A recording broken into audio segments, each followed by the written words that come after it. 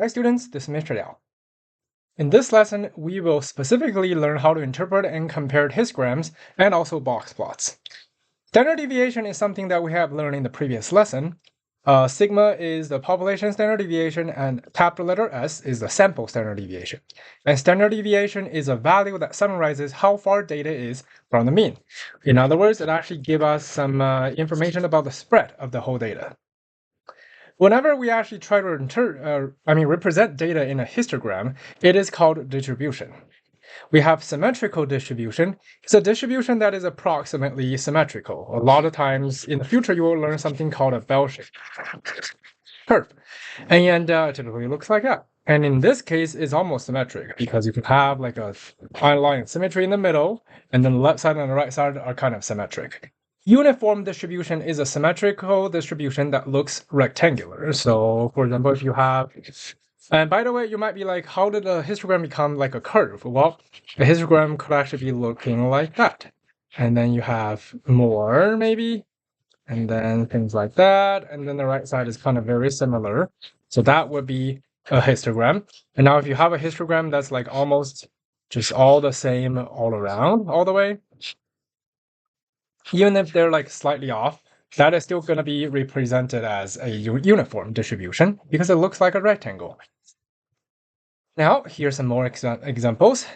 First one, symmetrical, because the left side and the right side are almost the same, and this is a bell shape, and that's what I just showed you.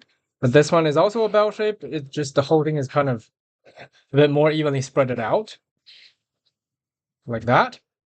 And then we have uniform because this whole thing looks like a rectangle. And for this one, it's a U shape because, well, it's looking like a U curve. There you go. So these are 4 graphs.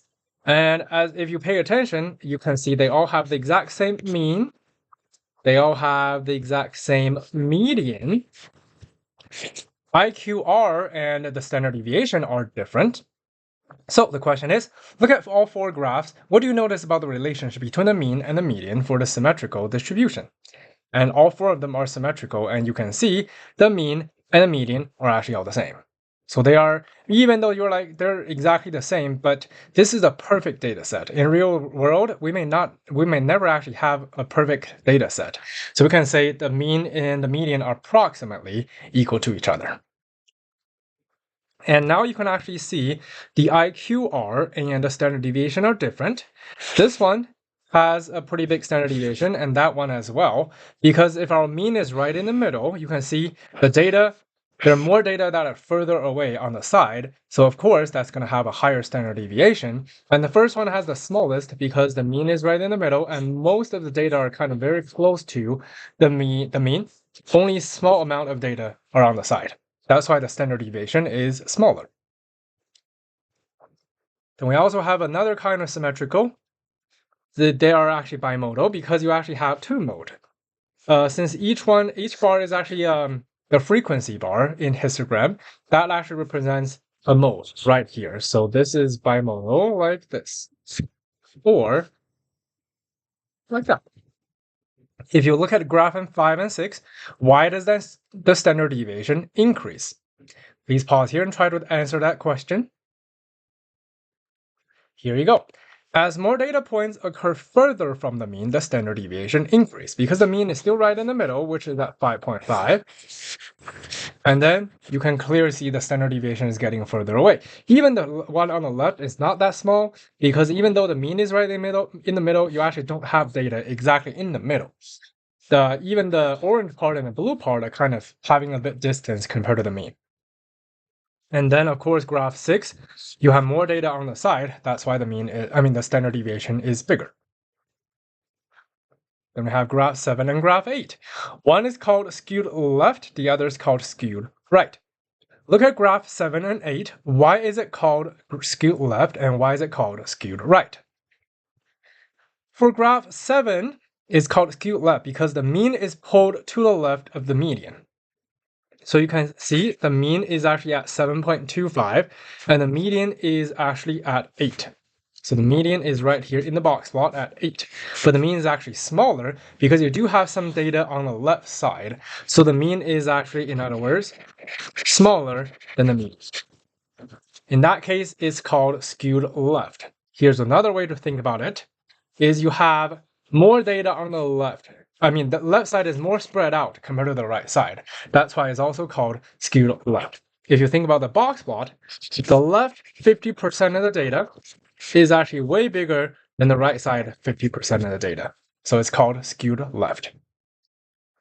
Following the same idea, graph 8 is called skewed right because the mean is pulled to the right of the median. In other words, the mean is actually bigger than the median.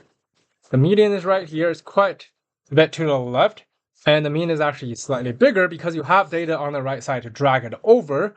So the right side actually, the right 50% is actually a bigger spread. That's why the data set is called skewed right. And question 5 is, what information is gained through measures of center? Measures of center are referring to the median and the mean and the median. And for this, it gives you a snapshot of where the middle values of the data set are. Well, it's just where the data is kind of more concentrated. What information is gained through the measures of spread? It evaluates how well the mean represents all of the data in the set. Because if you actually have a bigger standard deviation or the data actually has a bigger spread, that means the data is more further away from the mean compared to concentrated around the mean. That's why it actually tells you if you should actually use that mean or not. So we have a few different kinds of distribution. Symmetrical distribution is when the mean is approximately equal to the median. We have something called a positive skew, which means a skew to the right, just because the right side is actually the positive side on the number line. A distribution with fewer observations on the right. So in this case, things are actually having, let me draw a box plot for you. So in this case, that would actually be the positive skew because the right 50% is actually more spread out. In that case, is going to be a positive skew. That means the mean is greater than the median. The median is more towards the left. The mean is going to be kind of in the middle because you have these numbers that are going to be dragging it over. So the mean is greater than the median. That's when we say is a positive skew. So these things are kind of all related to each other. A positive skew means that the mean is greater than the median. It also means it's skewed right. Or you can say if you actually know the mean is greater than the median, it's going to be called a positive skew or skewed right. And of course, on the contrary, we have negative skew or skewed left, a distribution with fewer observations on the left. So if you have the left side being spread out more, in this case, this is the 50% of data clearly is spreading further apart. That's why this is skewed left. So the mean is going to be less than the median. If you know the mean is less than the median, it is going to be called skewed left. Or by looking, if you see that it's skewed left, that also tells you that the mean is less than the median. So these are a few definitions for data sets. Example 1. The two different set of data, one represents the final score for each student in all of a teacher's classes, and the other one represents the top 5 scores from each of the teacher's classes. Just by looking, try to fill out the table. Now let's have a look. So if you look at all scores, clearly the left side 50% is actually more spread out. That's why it's skewed left. And skewed left is mean is less than median. And then for some scores, well, even if they look more kind of evenly spread out, the left side is still actually more because this is like 2.2-ish. That's like 3.2-ish. So that's a spread of 1. And on the right side is only like a 0.8. So that means the left 50% is actually more than the right side. We will still say that is skewed left. And the mean is less than the median because it's skewed left. If you actually compare both graphs, because it's a box plot right in the middle right here, that's the median for all scores, and this is the median for some scores. So clearly the first median is less than the second median. As for the standard deviation, you can see the first scores, all scores are actually more spread out compared to the second one. So it's not as concentrated. That's why without calculating, we're just kind of assuming or making an educated guess that we think the standard deviation for all scores is actually bigger than the standard deviation of for some scores. You want to have, typically whenever you actually look at graphs like this and you look at a few different aspects, we make a few different kind of conclusions. One is an inference, the other is a prediction, and the last one is a question. Inference is Well, by looking at the graph without actually doing any calculation, what do you feel like you can see? So in the inference, for example, by looking, you can maybe say 25% of students need to retake. I mean, that's by looking at this and you see, oh, well, this portion is like 25% of students and is approximately a 2, and they're less than a 2, so they probably need to retake. So that's an inference you can make. By looking at the information that is presented to you, what kind of conclusion you can draw. Prediction is, use the current information, what kind of future ideas or conclusions can you draw? Maybe you can say, maybe you can say 25% of students may fail the class if they don't retake. Something like that. That's a prediction because you don't exactly know. Because maybe they will actually do better on the next test, or maybe they won't. We don't know. Okay, and question could be, well, it says it represents the final score for each student.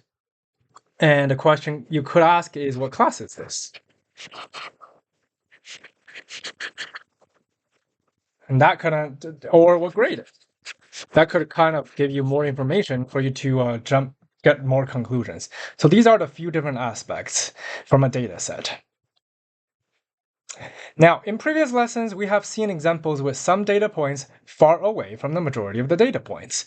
These data points are actually called outliers, and there is actually a specific way to decide about them. So here you go. Here's a visual. We know a box plot, and typically, previously, we have only been calculating the minimum, the maximum, then Q1, Q3, and the median. And we will just take the lowest number and the highest number. But sometimes they might not be the best to actually use in the whole data set. That's why we have outliers. In order to know what numbers would be counted as outlier, we have something called minimum acceptable and maximum acceptable. So that means the smallest number we will still accept into the data set, or the biggest number that we are going to accept into the data set. So anything beyond both directions, we're going to count them as outliers. So here you go. You still have the Q1, Q3, and the median. The minimum is going to be Q1 minus 1.5 of IQR. So IQR is right here where the box is. We're going to expand that. We're going to give it 1.5 times of that, and then go lower from the Q1 or go higher from Q3. These are the numbers that we are actually going to accept. So here are your formulas again. Minimum acceptable is using Q1 subtracting 1.5 times of IQR. And maximum acceptable is Q3 plus 1.5 times of IQR. Let's have a look at an example. Example 2. A reporter researched an article about safety at high school baseball games. Data of 15 fast pitch at high school baseball games during May was collected. So these are the numbers, and they are already put in order. So there are 15 numbers. Minimum is currently 60. Maximum is currently 80. 1, 2, 3, 4, 5, 6, 7. 1, 2, 3, 4, 5, 6, 7 on both ends. So that means our median is going to be a 68. Then we have 7 numbers on the left side. So that means my Q1 is going to be a 66. And 7 numbers on the right side. So my Q3 is going to be a 71. IQR is Q3 minus Q1, which is 71 minus 66, so 5. The minimum acceptable is Q1 minus 1.5 of the IQR. So it's going to be 66 minus my 1.5 times the 5. So 66 minus 7.5, which is 58.5. And if you look in the data set, there's nothing lower than that. So on that end, we do not have an outlier. The maximum acceptable is Q3 plus 1.5 of the IQR. So it's going to be Q371 plus 1.5 times my 5, which is the IQR. So it's going to be 71 plus 7.5, which is 78.5. So you can see beyond 78, we do have the number 80, and that is going to be our outlier. And this new 78.5, that is actually going to be our maximum acceptable, and that is going to be the whisker we actually draw. So let's say I want to label them. 60, 61, 62, 63, 64, 65, 6, 7, 8, 9, 70, 1, 2, 3, 4, 75, 6, 7, 8, 9, 80. There you go. So in this case, if I do have a minimum, I don't change it. That is still going to be my 60. And my Q1 is currently at 66. My median is at 68. My Q3 is 71. That's still going to be where the box is. What's going to change is my upper whisker. It's going to be my maximum acceptable, which is at 78.5. This is where that is. And I'm still going to connect with that. But it's not like 80 is not in this data set anymore. It's just 80 is not exactly in the box plot. I still need to include 80 just as a separate point. And that is a box plot that takes minimum acceptable and maximum acceptable into consideration. And that's example 2. And that's everything for this lesson. Thank you.